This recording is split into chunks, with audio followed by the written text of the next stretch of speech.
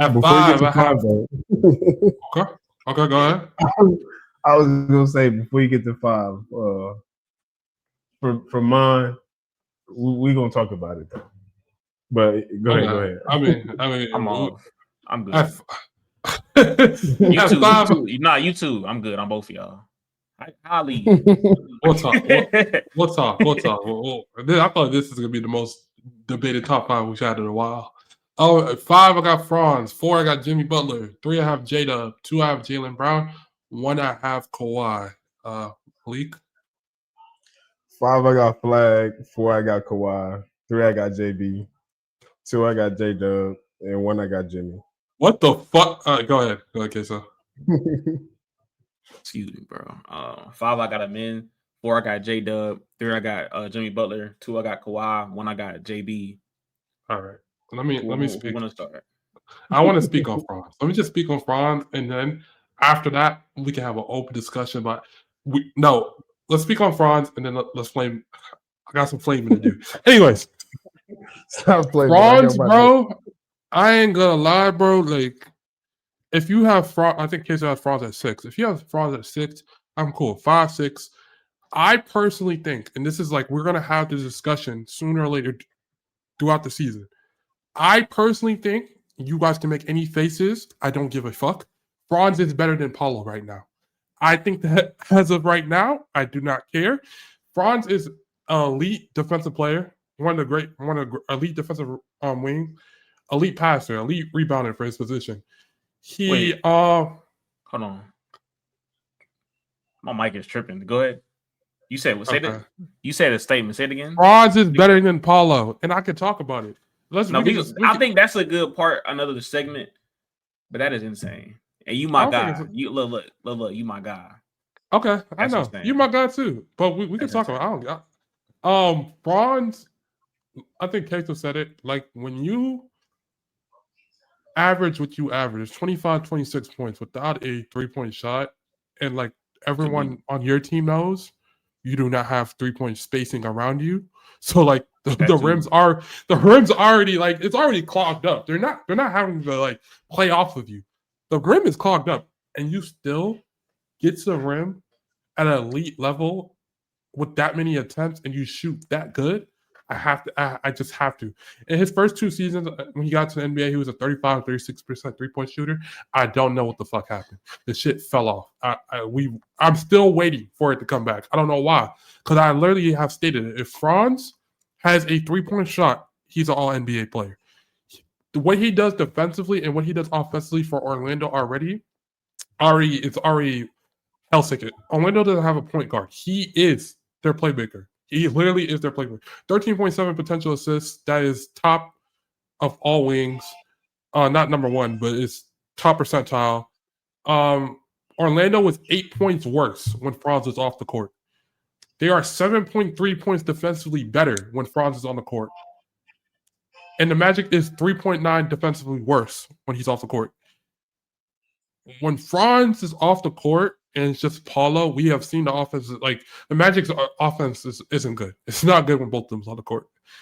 But it gets really bad when Franz gets off the court. It's just because of everything what Franz does. It's his touch around the rim, him being able to get to the paint, maneuver around people. In isolation, he's elite. Coming in pick and roll, he literally knows who to tag off of, who to pass. He can make. I've seen him make skip passes off of shit, like, and he's only getting better and better. Like I wasn't really that high on Franz when he came out of college, but that motherfucker has been proving me wrong. He only gets better and better, and the reason why, I mean, we can touch on this on another day, but I'm just gonna give him my take.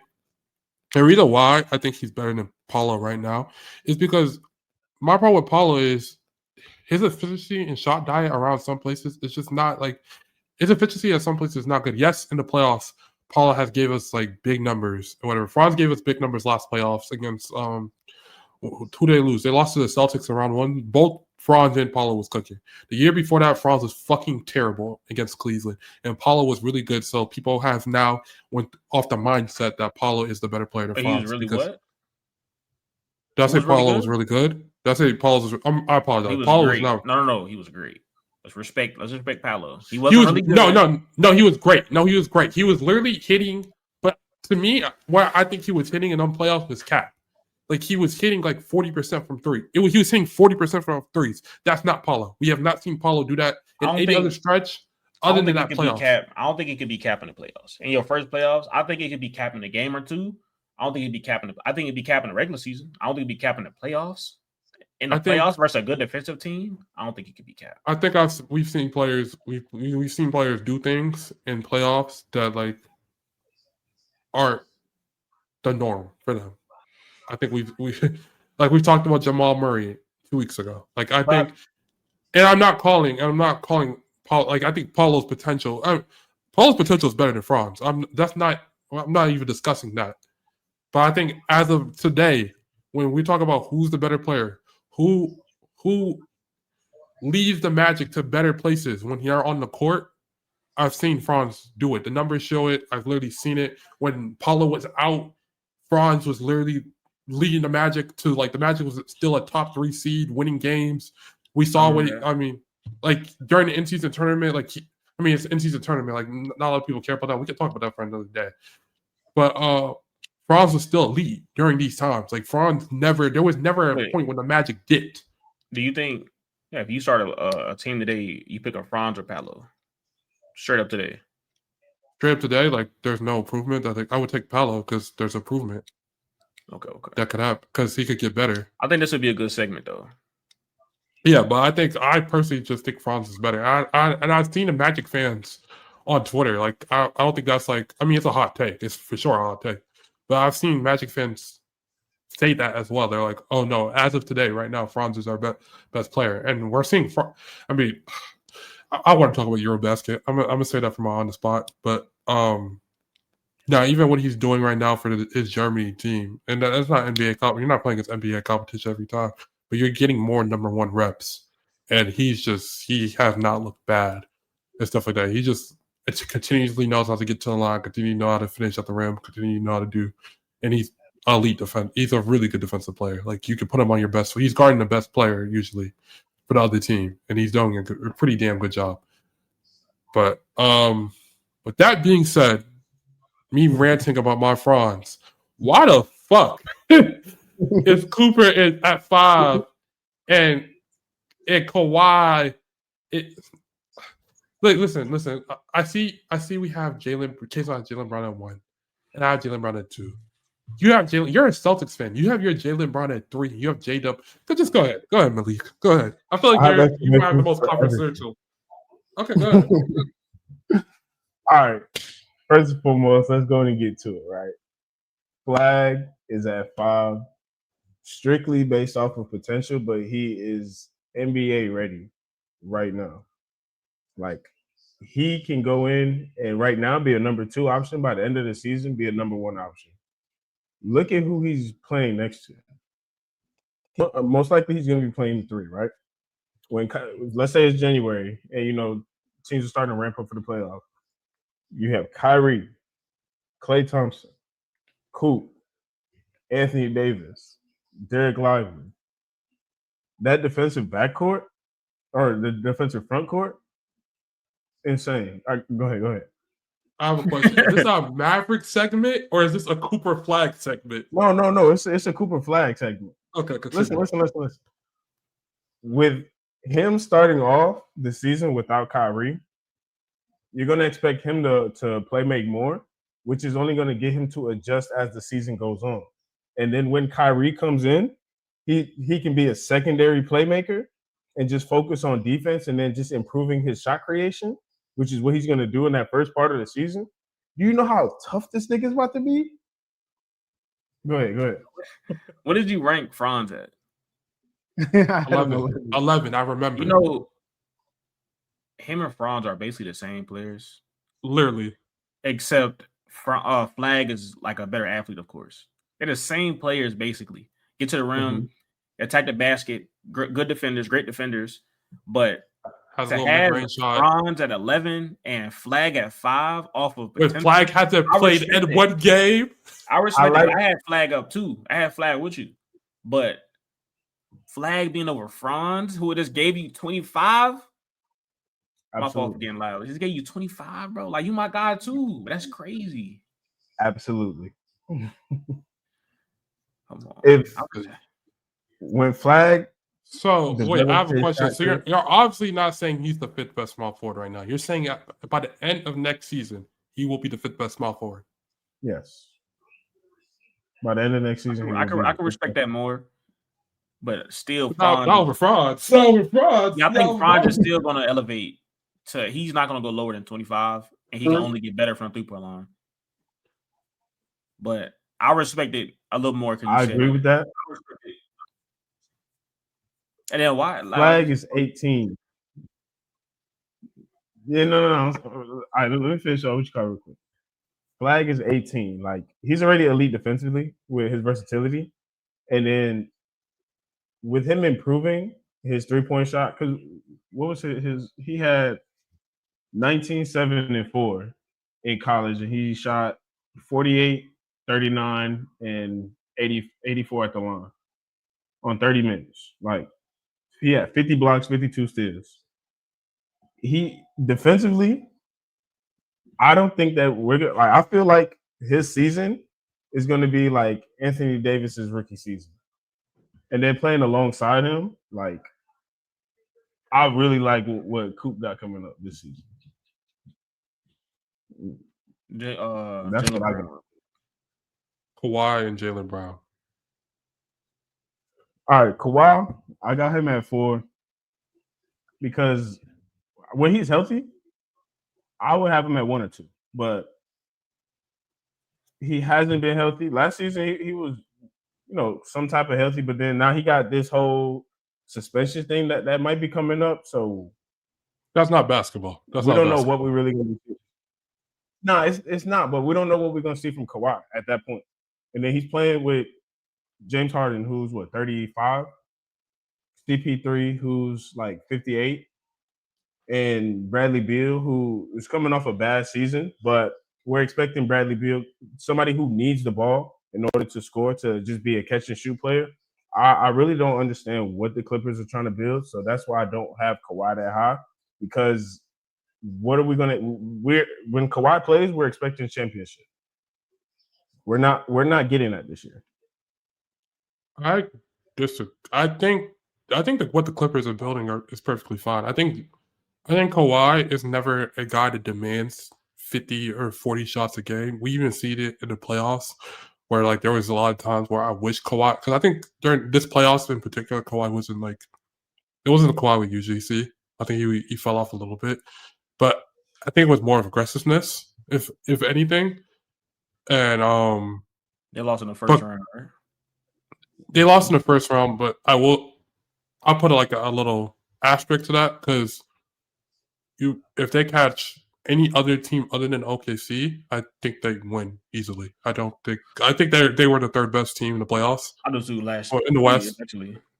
Yeah, a couple of years. I think they've been like, I think Denver. I think they did match up well against Denver. We went to damn Game 7, and then James Harden did what he usually. Yeah, they won off. Yeah, they threw a couple games too. Just off. I won't say it though, because Denver won it, but like it was hard. But my thing with Kawhi is, and we can like move around, but the reason why I have Kawhi 1 is because Kawhi is still like, yes, he was injury prone, and yes, he had to get ramped up to get to a point. But like, I'm cool with if Kawhi is getting ramped up and not playing a full 82 game season for him to be healthy in the playoffs, I'm cool with it. If Kawhi plays 40 games next season because he misses the first 30 games because they're quote unquote ripping him up, and the Clippers is still a top 5 seed. See, like, that was my thing with Jimmy Butler. Like, I think me and Keizo had an argument like about like 6 weeks ago about Jimmy Butler, and my argument about Jimmy is he kind of does the ramping up thing. He does not try that hard in the regular season. But the difference between Kawhi and Jimmy is Kawhi can do it because his team is going to get to a seeding where it's respectable, where they still have home court, or they're still doing yada, yada, yada. Jimmy, 8 seed, 9 seed, not even a play-in. I fucking hate it. I've always hated it. That's 2 years. out of his time in the Heat. There was number one, I think, in 2020. That had to be 1 year. There was top. I believe there was top 5 2 or 3 years. There was only in the play in the last 2 years. I'm going to fact check that. I have to fact check that actually. I know for a fact they was number 1 year because we was number 2. And I want to say maybe 2 years out of the 5. I got you. Last season 10th, but he was on the team at the end. Before that 8th. Before that 7. Before that number 1. Before that 6. Before that 5. Before that 10. So when Jimmy was on the team, but my thing is, you do not have home. You've had home court one out of the 5-6 years that you've been there. Home court, like people act like it doesn't matter. It doesn't matter. It does matter. It literally does matter, bro. It matters. It just makes your road harder. It makes you have to play. That comparison is hard because that 1 year you're talking about is the most help Jimmy has had. That last few teams, Jimmy has had Gabe Vincent as his second best player because Tyler Herro has been hurt. Bam Adebayo, we don't know what he's doing. We're gonna get to Bam Adebayo too. But Kawhi Leonard's had Paul George on the side and Zubac and Ty Lue on the side and Harden like last year to carry the weight. Norman Powell who averaged 54-90 on 20 points. It's not Jimmy's fault. He got to carry the whole load. Like if Kawhi had to do what Jimmy had to do, Kawhi would have been hurt or he couldn't do either. Jimmy Butler is literally having to carry the team on his back. That's what I'm saying. I see what you mean by ramping up part. He's ramping up, but when he's doing it, he doesn't have a team to help him do that.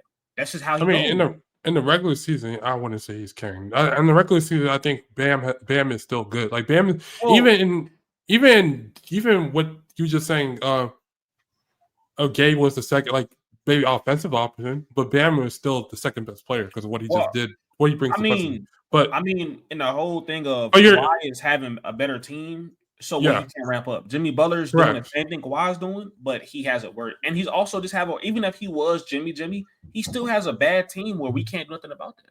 But I would disagree of what Kawhi is doing, what Jimmy is doing, because when Kawhi is on the court, we're talking 50, 40, 90.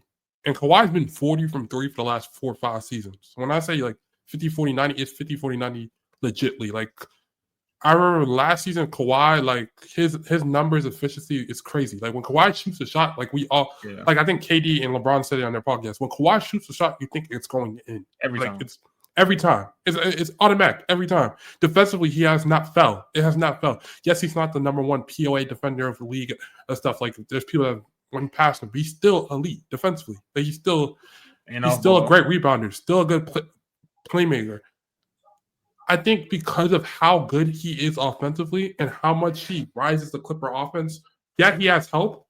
But like the numbers say it himself, when Kawhi is on the court, there are 11.4 is 11.4 offensive on and off when he's on the court. They are 9.9 points better when Kawhi's on the court. Yeah, he has a lot more help, but when Kawhi's on the court, it's scary. It's dead. Like there's dead times in the playoff, and even in the playoffs recently. There's been times where I'm like, I never can count them out, even though like they don't win. I've never went into a series like, it's every Clipper series I've ever predicted the last couple of years is 6 or 7. And people were saying he had a bad playoffs that one. He didn't. He shot 50, 40. Last year? Yeah, he shot 50, 40 and 26 points a game. 5-5. That's not bad at all. And that was his first season back after a few seasons of going through a lot of injury. What you want him to do? He should. That's why he my number 2. We'll get to my list. That's why he. But that's why I can't like over Jaylen Brown, who and my biggest thing about Kawhi and why I have Kawhi number 1, which I feel like nobody can argue this. I have seen Kawhi win a championship as the number 1 option. He's the most clear number 1 option on this list. There is no number 1 option on this list that you can say. Maybe you can say Jimmy. Jimmy got them very far. Go ahead, Kesa. My guy, you told us what we basing this off of last year. We're not talking about 2019. Oh no. Of course. He could be a number 1 option, but we could say. But is he still not a number 1 option? Because technically, they say Jaylen Brown was number 1 option going to the finals too, right? So we could say he ain't the only number 1 option on here. That was 5 years ago. This was last year. No, I'm not saying he's not the only number one option. Like Jimmy was a number one option for the Heat. I'm saying he's the most clear one. Like Kawhi is still a number one option to this day. Like you still can win a championship with Kawhi. I am sure of that. I'm not sure of that right now with Jimmy. I'm not I'm sure. I know you cannot win a championship with Jimmy as number one option. I've literally seen it. J-Dub, no, not right now in his career. Jaylen Brown. We literally saw Jaylen Brown have 7 turnovers in Game 7. 7. He averages 4 turnovers with Jason Tatum. Go ahead, Malik. You were first. Go ahead. So what we're not gonna do is do that about Jimmy because Jimmy was playing with, like he said, Gabe Vincent was his second best scoring option because Tyler Hero did not show up. He's playing with Bam, who has no post game. Like, look at the team that he carried to the finals multiple times. It's not like if he had a floor spacer, they probably would have won a championship. Not against Denver, but they probably would have. If they had another big and then a shooter, they probably could have took Lakers to 6 or 7, and then something else could have happened. But for sure, Jimmy is a clear cut number one. We're not gonna sit there and disrespect Jimmy like that. We can't. Look, wait, what the fuck? Wait. You see Jimmy on Jimmy's third on my list, but he ain't a clear cut number one no more. Because the last time we see him, they played in 2020. Then he was a number one. Now he isn't. But everything you said, I agree with though. He clear cut number one. Listen, I just saw that boy. I have like a 10-point game in the playoffs when Steph went out. Wait. I guess number one. Did he not change the Warriors whole season? What rank was him? Did he not turn the whole season around? Not the whole season around, but did he not come and make a whole difference for the Warriors? Wait, go ahead, Malik. I'm so sorry. I was about to cut you off because Casey was so asinine to me. But go ahead. What'd you say? Did Jimmy not come in for the Warriors and like flip that whole season from what they was doing? Correct. Like, yes. they was No, he did. Yeah, he did because they had nothing. What do you mean? But you see what happened when you put Jimmy as in they didn't have like Steph didn't have any help. Like with Jimmy, like Jimmy's number fucking 4 for me. He's not a bad player. No. You know why Jimmy talking like this? Because you got somebody number 3 over him. Because he is. But no. We'll talk about that. You just told me. I said Jimmy had like an 8 or 10-point game against Minnesota. You just told me. Well, isn't Minnesota like a top defense? Right. Isn't Jimmy making fucking $50 million in a superstar? Wait, my bad. Just because I make $50 million, don't mean I gotta. No. Take the money away from it. He is literally a superstar. He is looked at as a superstar. Okay, his nickname is fucking Jimmy Buckets. Get some fucking bucket. What was Kawhi Leonard before 2017? What was Kawhi Leonard before 2017, 2018? He was or even 2018 before he won number one option, before he won a championship. He was a superstar, but he was a defensive-minded superstar. He was not a score-first superstar. He didn't become that until 2019. Jimmy Butler is not a score-first superstar. He is a all-around defensive superstar who can pass the ball, who can get you buckets when he needs to. I would have called him all. I don't think he's a number one scoring option. Doesn't make him not be a number one option in totality. That's what I'm trying to say. You could be a number one option, but not a number one scoring option. 100%. I think first of all, Jimmy's defense has went down like year by year by year. He's getting older. He's like 35 now. Jimmy was literally not even the Warriors like POA defender because literally Jimmy is aggressing when it comes to that. But Jimmy. I've said nothing but negative things about Jimmy. Let me say some positives. Elite at getting to the rim. Very good playmaker when he off of drives. Gets to the free throw line probably better than anyone in the league. He knows how to get to the free throw line. He knows how to manipulate the game. He does all that well. He's a really good mid-range shooter. My thing with Jimmy, it's always been like this. People like to change like the criteria of how they view Jimmy. Some people, when Jimmy goes out for 40 against the Celtics and stuff like that, people say, "Oh my God, Jimmy number one option. He could lead your team in scoring." Yada yada yada. Now it's Jimmy number one utility player. Yada yada yada. Jimmy does everything other well, stuff like that. My problem with Jimmy is he does a lot of things great, but when we're talking about the superstars in this league, when we're talking about Kawhi, we're talking about Jaylen Brown, players that we've seen roll the ball out and get 27, 28 in the playoffs. And yes, Jimmy has done that in the finals before. But we are in 2025. I am slowly bringing him down. He's 35, 36. He averaged 18 points in the playoffs. He averaged 17 points in the regular season. It's coming down, boys. It's coming down. I think it is coming down. But like we said, with Jimmy, he's more than just a scorer. I think he is probably the reason, and he ain't number one for my list either, but he number 3. I think he's probably one of the best offensive facilitators in the absolute league. When Draymond was out, he was leading that offense and a brand new offense, a system that he does not know, a very hard system at that, a Steve Kerr system that's hard. He's leading that team. He's a very good rebounder, very good passer. He's very good defensively off the ball. He's one of the probably still the best, not the best, but one of the best off the ball when it comes in terms of getting steals and playing lanes. He's probably still one of the best. Locker room guy, probably one of the best locker room guys you could have in there in order to motivation. I think having J-Dub in front of Jimmy Butler is very disrespectful to me. Again, you my guy. J-Dub is cold. You put Jimmy Butler in that system, he's going to be better defensively than J-Dub was. I feel like 100%. J-Dub cannot do nothing close to what Jimmy does in the playoffs. He's nowhere close to the facilitator as Jimmy Butler. He's nowhere close to getting to the line as Jimmy. Only thing that he has over Jimmy is probably he's nowhere close to mid-range.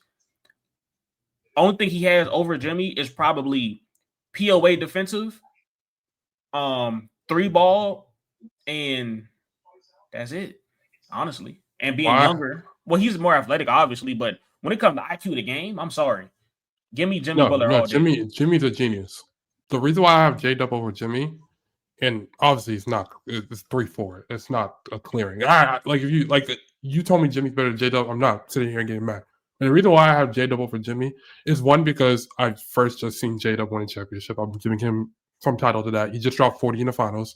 I literally saw and to say J-Dub is Jimmy would be a better defensive player than Jimmy, or Jimmy be a better defensive player than J-Dub is asinine. J-Dub first of all, just was second team all defense. J-Dub at one point, Hartenstein and Chet was out. We literally saw him for a 10-game stretch play center. We saw him play center. I'm dead rewatching the games against Zubac and the Clippers. He is literally fronting him. He's playing behind him in the post. He literally is elite at guarding rim. 3.3% stop. That's POA. 5.1 deflections a game. Opponent shot 11% worse at the rim when J-Dub was contesting. That was 98 percentile for wings. He's 6'5". He's 6'4". With like a 7-foot wingspan. Throughout the regular season, he was elite. His efficiency was really good. It was really good. He had a torn ligament in his finger, and so everything fell. Like his pull-up shooting fell. Everything fell in the playoffs. But even when they needed him, he wasn't that good at the series. Every other series, J-Dub was still really good. They was really good. And because, I'm giving some tax because they just won the championship. And I'm giving some tax because, but defensively, I think J-Dub and Jimmy is not even close right now. I'm gonna be honest. I think that's a clearing. I think everything defensively is a clearing. And other than maybe off ball, because like you said, Jimmy is really, his IQ of just playing the lanes is really smart. But everything else, I think J-Dub does at elite level defensively. And then Can I touch on that real quick? Or? Go ahead. I think, again, a lot of what he does deflection-wise and all the stuff you're talking about is coming from like the system. Chet. Not even the system. Chet is behind you. When I have a 7'4" guy behind me, I can play a little bit more off ball. Like we seen what Jimmy did in the Heat system. Whenever they was elite and they had PJ Tucker and they had Bam Adebayo behind him, he was elite, just like we saw J-Dub. Jimmy Butler. My bad. Just to cut you off, J-Dub was doing this with Chet being hurt all year. Chet just came back. Like, who did they have? Towards the end of the playoffs. Hartenstein. And Hartenstein was hurt all year. Well, not all year, but Hartenstein was in and out. No, it was the Chet or Hartenstein at any time except at one time when, like you said, 10-game stretch when Jada was there. Jimmy Butler was in. Do you not know Jimmy Butler is also a very good weak side defender? Do you not know Jimmy Butler is also playing guarding centers with the Warriors too? Like, go look up that stretch when he was playing against with Draymond at center. He was also, when they will switch all defense, he was back there getting it with Steven Adams. He was back there getting it in the whole Rocket series. We're gonna act like in the playoffs he played against the Steven Adams. Top, I mean, Rudy Gobert. Who was Jada playing in the regular season? 10 games. Who was he play? He played Zubac. Zubac's one of the best post scorers in the league. And how much Zubac had? I don't remember. I just remember he was excellent that game. All I'm saying is this. You put a lot of guys in that system. How do you have a system where every single person is really good defensively? Like, obviously, yes, they're all good defensively, but it's some sort of system. And I've seen it with the Spurs. I've seen it with my Celtics. Like, I've seen it with my Celtics where Marcus Smart is very elite defensively and he goes to a different team. And some of those things drop for a certain reason because you can't play off ball. Like, all right, if I'm on a wing, this is straight ball knowledge. If I'm on a wing and I know I have Chet behind me and I know I got Shea on the other side of me and I know I got Alex Caruso guarding ball, I'm going to come up and show a little bit more because I know I got help on my back versus I have, like, I don't know anybody behind me who's like, you know what I'm saying? Like, it's a difference when you know who you got behind you. So J-Dub, and we're gonna act like Jimmy was still a leader in deflections last year. Jimmy's had Bam for the last. Bam is literally known as one of the best. No. You're talking about the digression over the years. That's what I'm talking about. Okay. When he did have those teams, he was elite. So yes, he's getting older. Yes, he isn't the same defender, but it's not night and day to me. It's not like I've seen Jimmy Butler still D up these guys that you're talking about every single night. And then even in the playoffs, he's playing against the top 2 defensive teams in the league. And he, like you said, he ain't the best in a brand new system. He's still giving you 20 a night. He was still giving you 20 a night as a number one. He averaged 18. 20. He averaged 18. Or 18, yeah. He averaged 18. J-Dub, you talking about this 40? Yo, you're my guy. What did we do last year with the Pacers? Everybody who played the Pacers were going over. Why? Because they're going to give you everything that you want. They're not going to help off nobody. J-Dub was a very hot, cool. We seen D-Book giving him 60. We seen KD give him 40. We see everybody giving him 50. That's cool. I'm not saying that's. We're gonna take his 40 away because other people did it. I'm not taking it away, but I'm not taking it away. But I'm saying we act like he's doing this against the Warriors defense in 2022. We act like he's doing it against the best defensive team. He's doing it against a team who was based off of their offense. They were the most elite offense in probably the last 3-4 years. That's what they're in a championship for.